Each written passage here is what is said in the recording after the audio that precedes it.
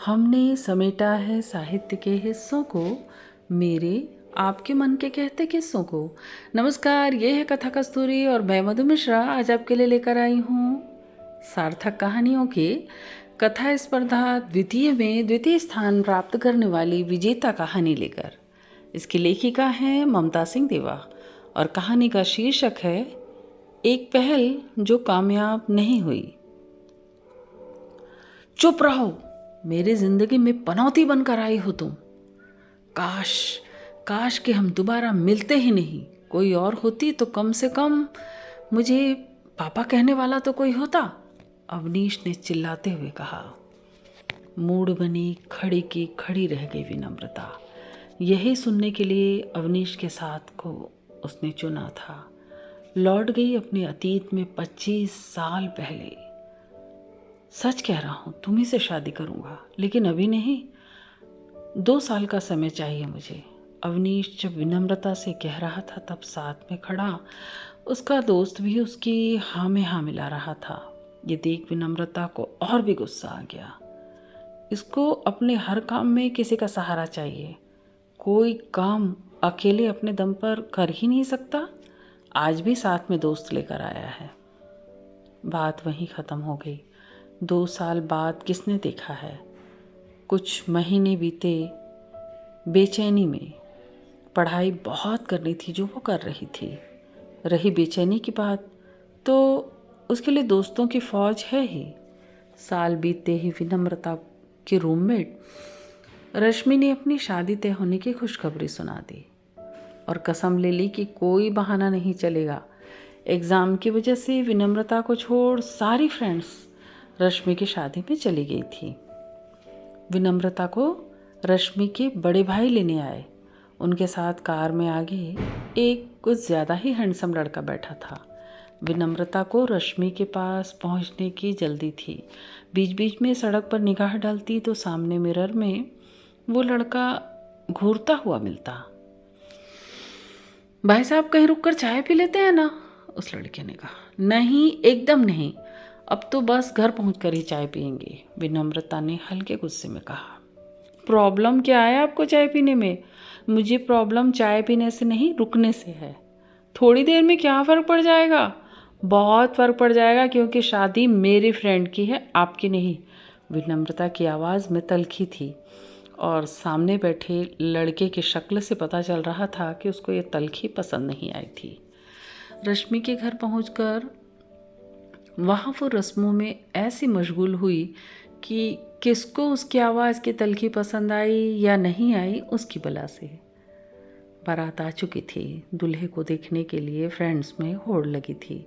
द्वार पूजा होने तक सारी फ्रेंड्स बड़ी बेचैन हो रही थी। रस्म पूरी हुई। अभी जयमाल में थोड़ा वक्त था। सारी की सारी फ्रेंड्स दूल्हे का इंटरव्यू लेने बिना किसी माइक के चालू हो गई। जयमाल के बाद विवाह की रस्में शुरू हो गई। सारी सहेलियां रश्मि के अगल बगल अपना आधिपत्य जमाए हुए थी। विनम्रता, जरा सुन तो, सोनाली ने धीरे से उससे कहा। क्या हुआ? एक बड़ा हैंडसम सा लड़का तेरा नाम पूछ रहा था। शायद बाराती है। मैं किसी भी बाराती को नहीं जानती। विनम्रता की आवाज़ में फिर वही तल्खी थी। ये लड़के भी बड़े अजीब होते हैं। किसी लड़की को देखा नहीं कि खोजबीन जारी। मन ही मन विनम्रता ने सोचा और सर झटक कर विवाह की रस्मों में पुनः तल्लीन हो गई।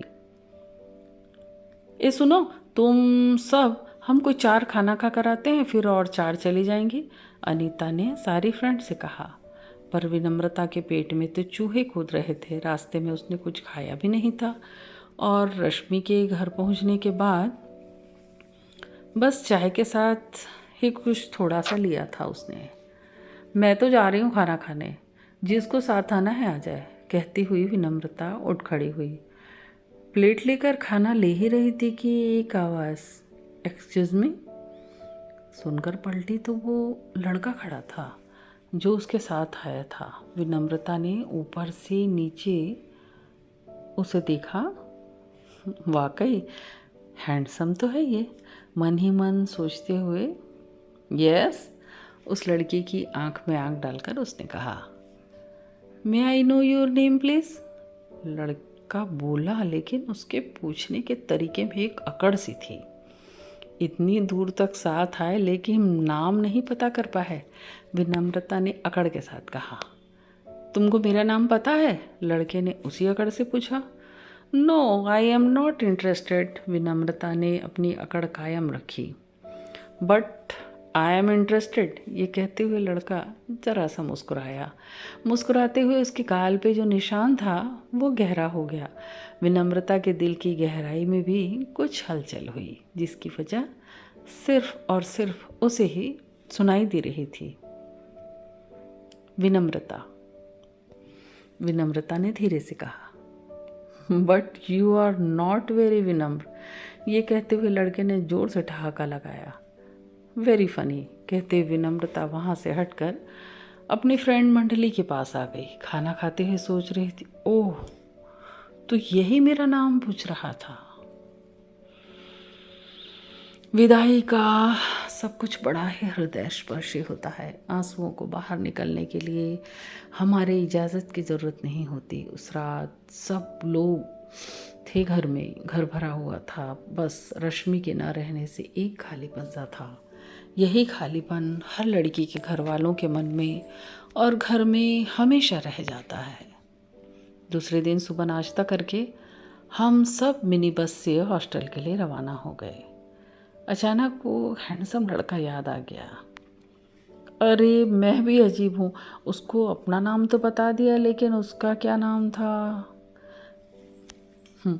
एक दिन विनम्रता डिपार्टमेंट से लौटी ही थी कि अनीता ने कहा कि रश्मि के भाई साहब आए हैं, उसका कुछ सामान चाहिए उनको। अभी पीठ सीधी भी नहीं हुई थी उसकी, लेकिन झट से उठ बैठी और बाल संवारे और चल दी गेट पर। वहाँ पहुंचकर देखा कि मिस्टर हैंडसम भी साथ खड़े हैं। नमस्ते भाई साहब। विनम्रता ने बिना उस लड़के की तरफ देखे कहा। हाय। ये उस लड़के की तरफ से आया। हेलो। विनम्रता ने बिना खिसियाहट के अपनी तमीज का परिचय बखूबी दिया। रश्मि की किताबें चाहिए, उसको आने के लिए कुछ दिन लगेंगे, अभी लाती हूँ कहकर विनम्रता पलट ली। रूम में जाकर किताबें एक बैग में डालकर बाहर आई तो देखा भाई साहब नदारद थे और मिस्टर हैंडसम खड़े थे। भाई साहब कहाँ हैं? विनम्रता ने पूछा। किसी काम से गए हैं, मुझसे किताब लाने को बोला। Any problem? नो। कहते हुए विनम्रता ने उसको किताबों का बैग पकड़ा दिया और बाय कहते हुए तेजी से पलट कर चल दी। By the way, my name is Vyom, उसने लगभग चिल्लाते हुए कहा। विनम्रता ने पलटने की ज़रूरत नहीं समझी। अवनीश से ब्रेकअप के बाद विनम्रता ने खुद को पढ़ाई और दोस्तों में इतना व्यस्त कर लिया कि कुछ सोचने की फुर्सत ही नहीं थी उसके पास। लेकिन होनी अपने खेल खेलती रहती है। व्योम और विनम्रता कब अजनबी से दोस्त बन गए पता ही नहीं चला। व्योम ने अपनी दोस्ती का परिचय अपनी ईमानदारी से दिया।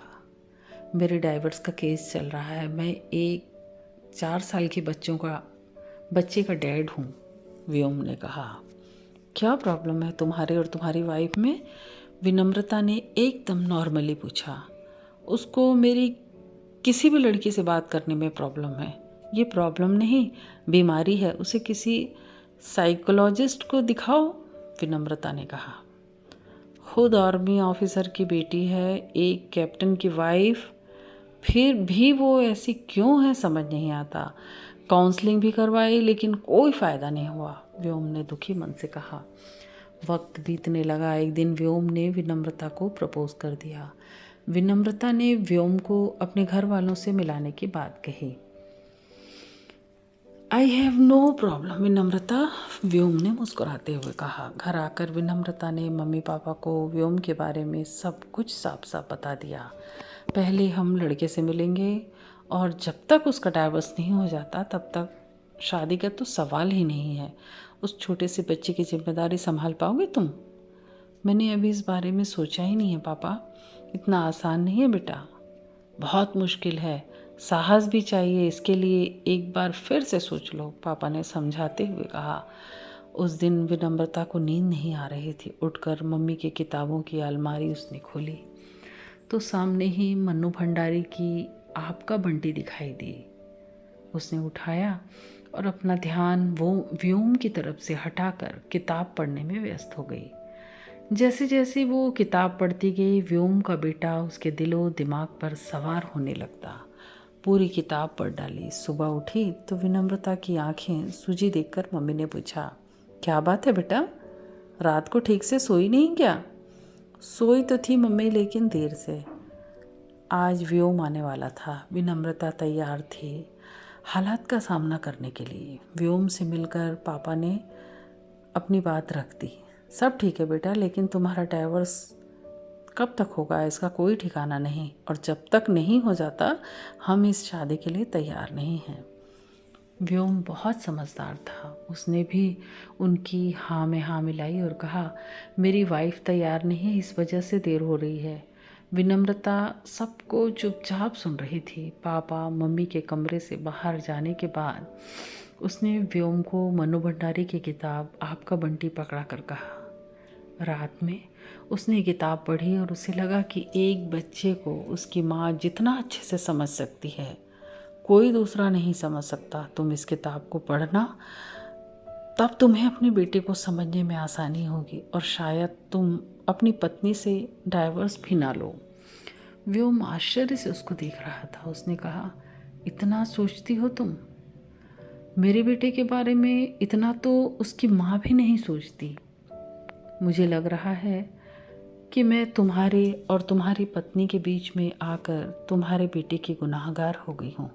हम अच्छे दोस्त रहेंगे, लेकिन तुम एक बार अपने बेटे के लिए कोशिश करके देखो, शायद सब ठीक हो जाए। सालों बीत गए। विनम्रता का विवाह अवनीश से ही होना था सो हो गया। व्योम का डाइवोर्स भी हो गया, लेकिन वक्त लगा। उसने दूसरी शादी नहीं की, अपने बच्चे के साथ अकेले ही रह रहा था। जिस बच्चे की खुशी के लिए उसने यह निर्णय लिया था, वो बच्चा बिन माँ के ही रह गया।